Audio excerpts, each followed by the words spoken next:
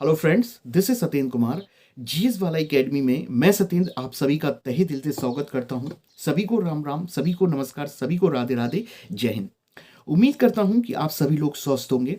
जैसा कि आप जानते हो कि एमपी टेट संविदा वर्ग 3 का एग्जाम बहुत पास है, तो एमपी टेट संविदा वर्ग को ध्यान में रखते हुए आज का हमारा लेक्चर होगा, जहां पर मैं आपको बाल विकास चाइल्ड डेवलपमेंट से संबंधित कुछ महत्वपूर्ण बातों पर चर्चा करूंगा। क्योंकि आज का हमारा लेक्चर अधिगम से संबंधित होगा, अधिगम यानी कि लर्निंग। और अधिगम में जितनी भी महत्वपूर्ण परिभाषाएं हैं उनको मैं समझाने का प्रयास करूंगा, और समझने के बाद उनको आप किस तरीके से लर्न करेंगे और लर्न करने के बाद कैसे अपने दिमाग स्कीमा में फिट करेंगे। क्योंकि बच्चों, इतनी सारी सीडीपी में परिभाषाएं हो जाती हैं कि बच्चे रट्टा मारने का प्रयास करते हैं। देखो, रट्टा करोगे तो बहुत दिनों तक वो चीज़ आपके दिमाग में नहीं रहेगी। तो कैसे परिभाषाओं को लर्न किया जाता है, कैसे उनका अधिगम करके सीखा जाता है परिभाषाओं को, ताकि एग्जाम तक तो फिट रहें। तो कुछ बेसिक बेसिक चीज़ें हैं, उन बातों को अगर आप ध्यान में रखेंगे तो यकीन मानिए कि आपको परिभाषाओं से ना तो डर लगेगा, और ये परिभाषा आपको जीवन भर कौन ले जाना है यार, एग्जाम तक ही तो ध्यान में रखना है ना, कि एग्जाम तक ध्यान में रहे। तो इन्हीं सब चीज़ों से संबंधित हमारा लेक्चर है, अधिगम से संबंधित। तो जो भी महत्वपूर्ण बात आपको लगे तो उसको आप प्लीज़ रजिस्टर में जरूर नोट करिएगा। एमपी स्पेशल आज का हमारा लेक्चर है, और ये लेक्चर यूपी टेट के लिए काम में आएगा और सुपर टेट के लिए भी काम में आएगा, और जितने भी टीचिंग के स्टेट लेवल के एग्जाम हैं उनके लिए भी काम में आएगा। चूंकि एमपी वर्ग हमारे पास में है तो ये स्पेशली उसके लिए डिज़ाइन किया गया है। तो बच्चों, हेडिंग बना लीजिएगा, हम लोग पढ़ने जा रहे हैं अधिगम लर्निंग, और अधिगम में भी क्या परिभाषाएं पढ़ने जा रहे हैं। देखिएगा बच्चों, अधिगम में सबसे पहली परिभाषा हम पढ़ने जाएंगे क्रो एंड क्रो की। देखिए भैया, क्रो एंड क्रो यानी कि कौवा एंड कौवा। कौवा कौवा तो मैंने असली बोल ही दिया, वैसे क्रो एंड क्रो हैं, दो कौवे हैं, ध्यान रखिएगा। तो देखिएगा, क्रो एंड क्रो ने अधिगम की परिभाषा किस प्रकार से दी है, पहले तो उसको सुनिए। ठीक है, आदत, अभिवृत्ति और ज्ञान के द्वारा व्यक्ति के जीवन में होने वाला स्थायी परिवर्तन अधिगम कहलाता है। किसके अनुसार? क्रो एंड क्रो के अनुसार। अब देखिएगा, क्रो एंड क्रो की परिभाषा में 3 शब्द आए हैं। पहला आदत, दूसरा अभिवृत्ति, और तीसरा है ज्ञान।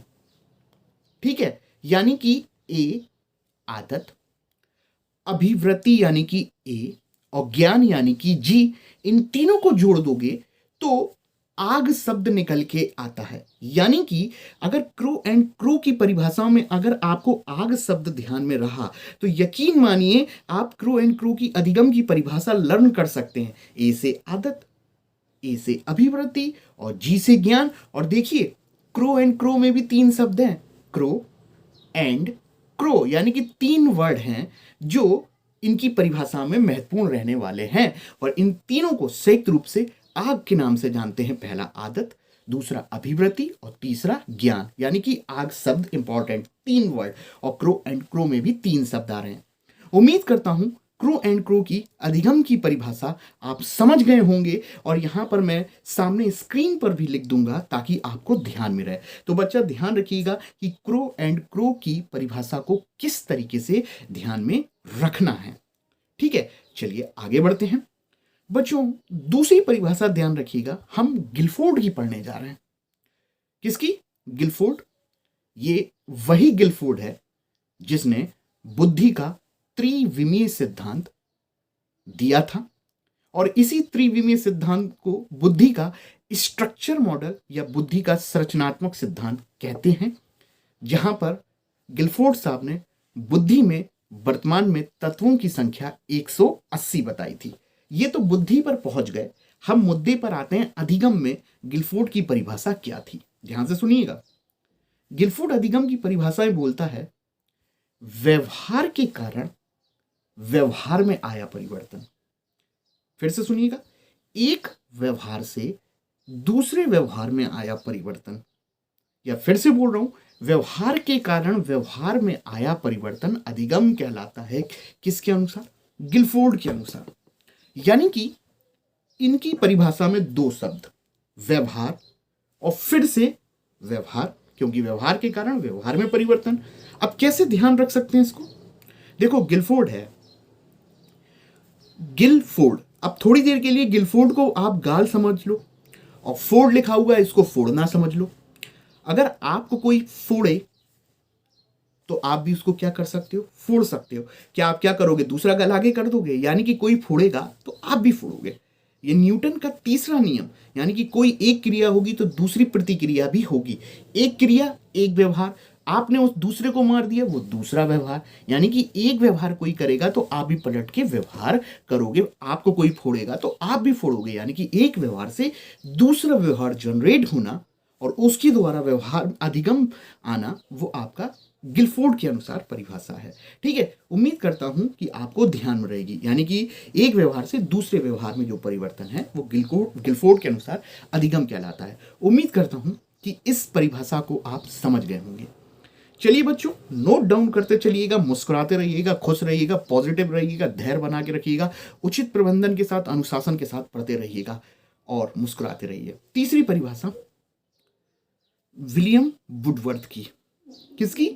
विलियम वुडवर्थ की।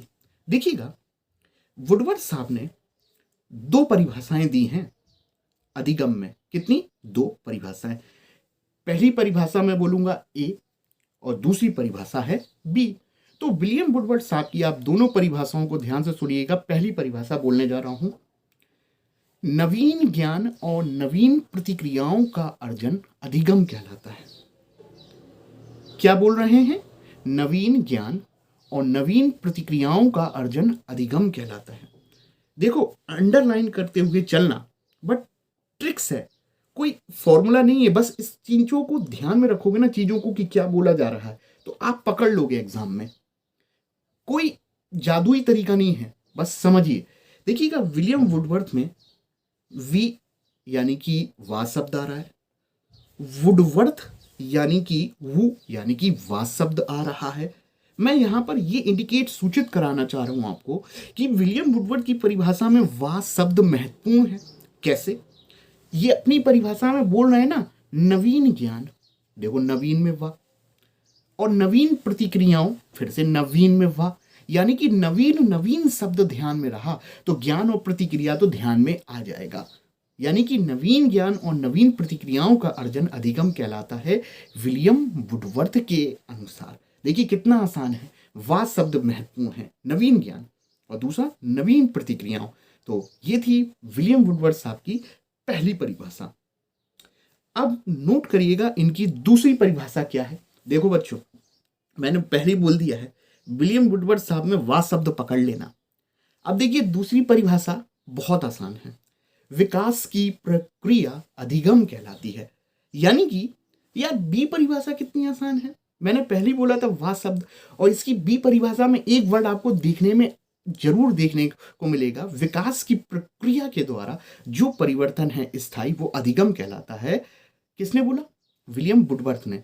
यानी कि इधर भी वा शब्द आ रहा है, वा से विकास और वा से नवीन नवीन, यानी कि दोनों परिभाषाओं को याद रखना बहुत कठिन बात नहीं है, बस टैक्ट पता हो कि किस तरीके से डील करना है परिभाषाओं को। ठीक है, यानी कि नवीन ज्ञान और नवीन प्रतिक्रियाओं का अर्जन अधिगम कहलाता है वुडवर्थ के अनुसार, और दूसरी परिभाषा में वा से विकास, ठीक है, विकास की प्रक्रिया के द्वारा अधिगम कहलाता है। उम्मीद करता हूं कि इतनी बात आप समझ चुके होंगे। आगे बढ़े, बोलिए बोलिए। ठीक है, बढ़ता हूं। चौथी परिभाषा बच्चा स्किनर साहब की है। भाई ये वही स्किनर हैं जिन्होंने क्रिया प्रसूत या सक्रिय अनुबंधन या नैमित्तिक अनुबंधन का सिद्धांत दिया था। स्किनर बॉक्स चूहे और कबूतर पर प्रयोग किया, जिनके सिद्धांत को आरएस के नाम से भी जानते हैं। इतना याद आ गया होगा। नैमित्तिक अनुबंधन ध्यान रखिएगा, क्रिया प्रसूत को नैमित्तिक के नाम से भी जानते हैं, ऑपरेंट कंडीशनिंग थ्योरी। ठीक है, ये तो अलग बात है। परिभाषाओं पे आइए। देखिएगा, स्किनर साहब बोलते हैं अधिगम की परिभाषा में व्यवहार में उत्तरोत्तर अनुकूलन, व्यवहार में उत्तरोत्तर अनुकूलन एवं सामंजस्य जो होता है वो आपका अधिगम कहलाता है। ध्यान से समझिएगा कैसे ध्यान में रखना है। व्यवहार में उत्तरोत्तर अनुकूलन। देखिए, उत्तरोत्तर का अर्थ होता है क्रमबद्ध, यानी कि सीढ़ियों में एक क्रमबद्ध तरीके से स्टेप वाइज स्टेप इंसान की प्रगति या उन्नति होना। कहने का अर्थ ये है, आपको स्किनर की परिभाषा इस रूप में देखने को मिल सकती है, व्यवहार में उत्तरोत्तर अनुकूलन एवं सामंजस्य अधिगम है। ठीक है, अब उत्तरोत्तर वर्ड जो होता है वो प्रगति का सूचक है। ठीक है, तो वो ये भी बोल सकता है व्यवहार में उन्नति या प्रोग्रेस आपका अधिगम कहलाता है। ये भी ध्यान में रखिएगा। ठीक है, मोस्ट इंपॉर्टेंट बात बोल रहा हूं, फिर से समझिएगा। व्यवहार में उत्तरोत्तर अनुकूलन एवं सामंजस्य अधिगम है, और व्यवहार में उन्नति जो है, उन्नति को ही अपन बोल रहे हैं उत्तरोत्तर, स्टेप वाइज स्टेप प्रोग्रेस करना, वो अधिगम कहलाता है। उम्मीद करता हूं आप स्किनर की परिभाषा समझ चुके होंगे।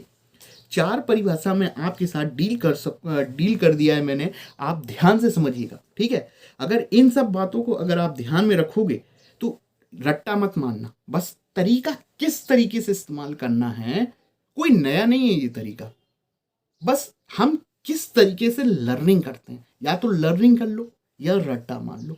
और रट्टा मारेंगे तो बहुत ज़्यादा समय तक ध्यान में नहीं रहेगा, क्योंकि एक ही मनोवैज्ञानिक की बहुत सारी परिभाषाएं देखने को मिलेगी। वही व्यक्तित्व में भी मिल जाएगा, बुद्धि में भी मिल जाएगा, मोटिवेशन में भी मिल जाएगा, तो तरीका ध्यान में रखिएगा। अब हम लोग अगली परिभाषा जो है वो गार्डनर की ध्यान में रखेंगे। गार्डनर, ठीक है, देखो कैसे ध्यान में रखना है।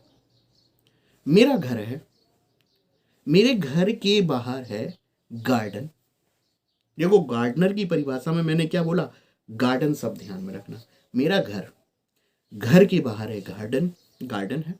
और गार्डन क्या होता है, एक खुला हुआ वातावरण जहां पे हमें शुद्ध वायु मिलती है।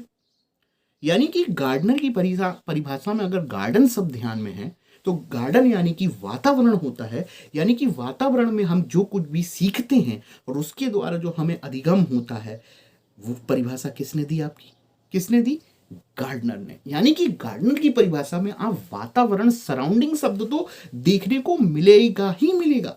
वातावरण के द्वारा व्यक्ति के जीवन में जो भी परिवर्तन है वो अधिगम है, किसके द्वारा, गार्डनर के द्वारा। गार्डनर यानी कि गार्डन। ठीक है, ये परिभाषा हो गई बच्चों।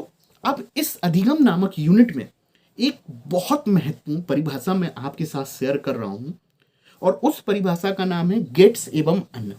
एग्जाम में वो गेट्स कम इस्तेमाल करता है, वो ये लिख देता है गेट्स एवं अन्न की परिभाषा क्या है अधिगम में। तो हो सकता है वो गेट्स भी बोल दे एग्जाम में, या गेट्स एवं अन्न भी आ सकता है, बात बराबर है। अब ये परिभाषा सबसे महत्वपूर्ण होगी आपकी। ठीक है, अधिगम में क्या है, देखो एक शब्द पकड़ना, गेट।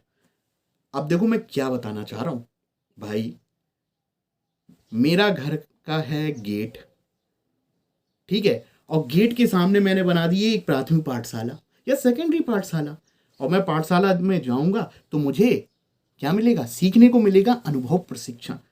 मुझे प्रशिक्षण दिया जाएगा और प्रशिक्षण से मुझे अनुभव मिलेगा। यानी कि गेट्स एवं अन्य की परिभाषा में बोला जा रहा है प्रशिक्षण एवं अनुभव के द्वारा व्यक्ति के जीवन में होने वाला परिवर्तन अधिगम कहलाता है। ऐसा बोला किसने, गेट्स एवं अन्य। तो वो फिर से ध्यान में रखिए किस तरीके से बताना चाह रहा हूं। 2 परिभाषा ऐड कर दूंगा यहां पर मैं आपकी, एक गार्डनर की और एक गेट्स एवं अन्य की।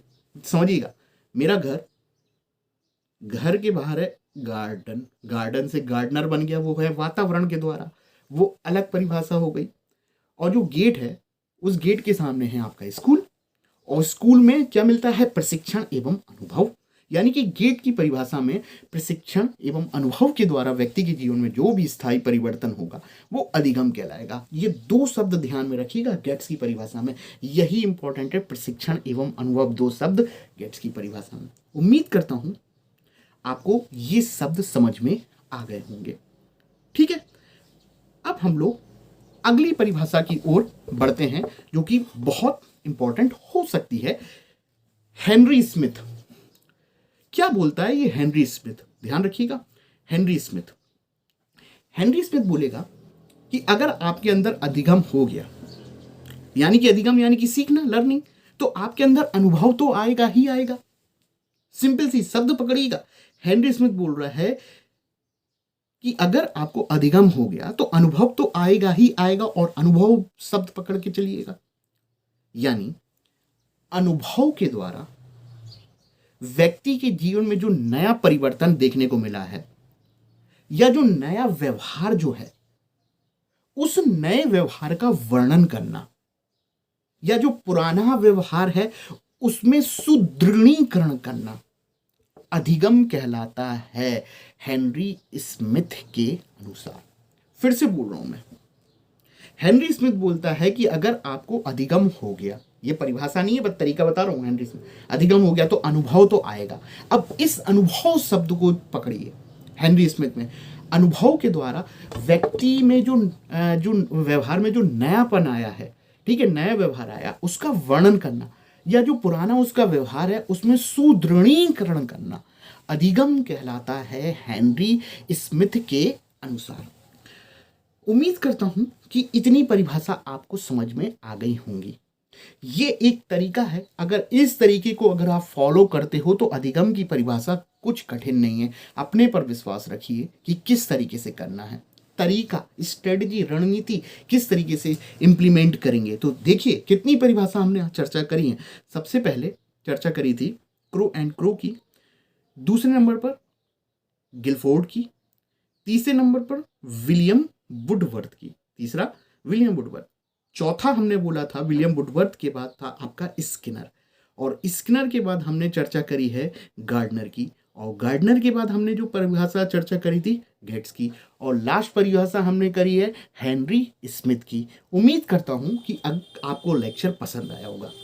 अगर लेक्चर पसंद आया हो तो आप यकीन है कि आप जरूर चैनल को हमारे लाइक भी करेंगे, शेयर भी करेंगे, सब्सक्राइब करेंगे। शेयर करते रहिए, सब्सक्राइब करते रहिए, मुस्कुराते रहिए, धैर्य बना के चलिए, उचित प्रबंधन के साथ पढ़िए, और कोशिश करिए मॉर्निंग में जल्दी उठने का प्रयास करें, ताकि हमें सनलाइट से हमारे बॉडी को एनर्जी भी जनरेट होती रहे।